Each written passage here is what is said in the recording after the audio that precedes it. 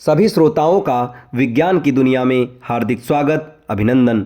आज के इस वीडियो में आप सभी के सामने प्रस्तुत है केसलर सिंड्रोम। क्या इंसान अपने ही बनाए अंतरिक्ष कचरे में फंसने वाला है? बढ़ते हैं वीडियो की तरफ। आज की दुनिया सैटेलाइट्स पर टिकी है। मोबाइल हो, नेटवर्क, जीपीएस, इंटरनेट, मौसम की जानकारी, बैंकिंग सिस्टम। लेकिन क्या आपने कभी सोचा है कि अगर अंतरिक्ष में ये सैटेलाइट्स ही काम करना बंद कर दें तो क्या होगा? इसी डरावने भविष्य की चेतावनी देता है केसलर सिंड्रोम। केसलर सिंड्रोम क्या है?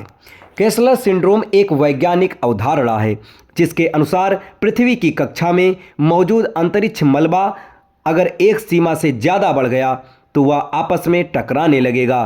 हर टक्कर नए हजारों टुकड़े बनाएगी। वे टुकड़े दूसरी सैटेलाइट से टकराएंगे और ये प्रक्रिया एक चैन रिएक्शन में बदल जाएगी। इस विचार को 1978 में नासा के वैज्ञानिक डोनाल्ड जे केसलर ने प्रस्तुत किया था। अंतरिक्ष मलबा आखिर है क्या? अंतरिक्ष मलबा उन चीज़ों को कहते हैं जो अब काम ही नहीं रही। खराब हो चुकी सैटेलाइट्स, रॉकेट के टूटे हिस्से, टकराव से बने छोटे छोटे धातु के टुकड़े, यहाँ तक कि पेंट के कण भी आज पृथ्वी की कक्षा में 10 सेंटीमीटर से बड़े लगभग 30,000 टुकड़े, 1 सेंटीमीटर से छोटे लाखों टुकड़े मौजूद हैं। केसलर सिंड्रोम इतना खतरनाक क्यों है? पहला, अंतरिक्ष कक्षा अनुपयोगी हो सकती है। अगर टकराव बहुत बढ़ गए तो कुछ ऑर्बिट्स सालों तक या सदियों तक इस्तेमाल लायक नहीं रहेंगी। नई सैटेलाइट लॉन्च करना लगभग असंभव हो जाएगा।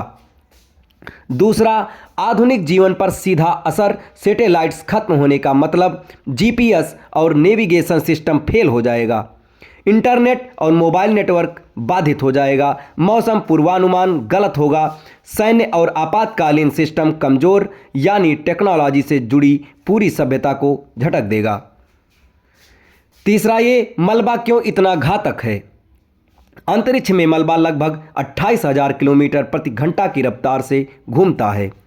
इस स्पीड पर एक छोटा सा धातु कण भी सैटेलाइट को पूरी तरह नष्ट कर सकता है।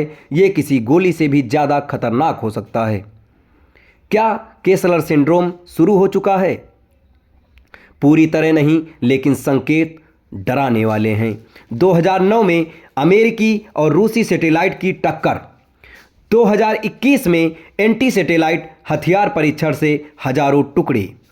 अंतर्राष्ट्रीय स्पेस स्टेशन ISS को कई बार रास्ता बदलना पड़ा। वैज्ञानिक मानते हैं कि कुछ ऑर्बिट्स खतरनाक सीमा के बेहद करीब हैं। इससे बचने के लिए क्या किया जा रहा है? दुनिया भर में वैज्ञानिक समाधान खोज रहे हैं। अंतरिक्ष जाल, स्पेस नेट्स से मलबा पकड़ना, लेकिन लेजर से मलबे की गति कम करना, ऐसी सैटेलाइट बनाना जो काम खत्म होते ही खुद नष्ट हो जाए। अंतरिक्ष हथियार परीक्षणों पर रोक। लेकिन समस्या ये है कि अंतरिक्ष में कचरा हटाना धरती की सफाई से कहीं ज़्यादा मुश्किल है। सबसे डरावना सवाल, अगर केसलर सिंड्रोम पूरी तरह सक्रिय हो गया तो क्या होगा? इंसान अंतरिक्ष में जाना लगभग भूल सकता है। नई तकनीक का विकास रुक सकता है। हम अपने ही बनाए कचरे में पृथ्वी तक सीमित हो सकते हैं। ये पहली बार होगा जब इंसान अपनी तकनीकी तरक्की का शिकार खुद बनेगा। इन सब का निष्कर्ष ये है, केसलर सिंड्रोम कोई साइंस फिक्शन नहीं बल्कि एक भविष्य की चेतावनी है। अगर समय रहते अंतरिक्ष को जिम्मेदारी से नहीं संभाला गया तो अगली पीढ़ियां इसकी कीमत चुकाएंगी। अंतरिक्ष भी अब हमारी जिम्मेदारी है, वरना एक दिन वो हमारे लिए बंद हो सकता है। दोस्तों, ये रोचक तथ्य आपको कैसा लगा ये कमेंट बॉक्स में ज़रूर बताएं और ऐसी ही ढेर सारी रोचक तथ्यों के लिए हमारे चैनल के साथ जुड़े रहें। धन्यवाद।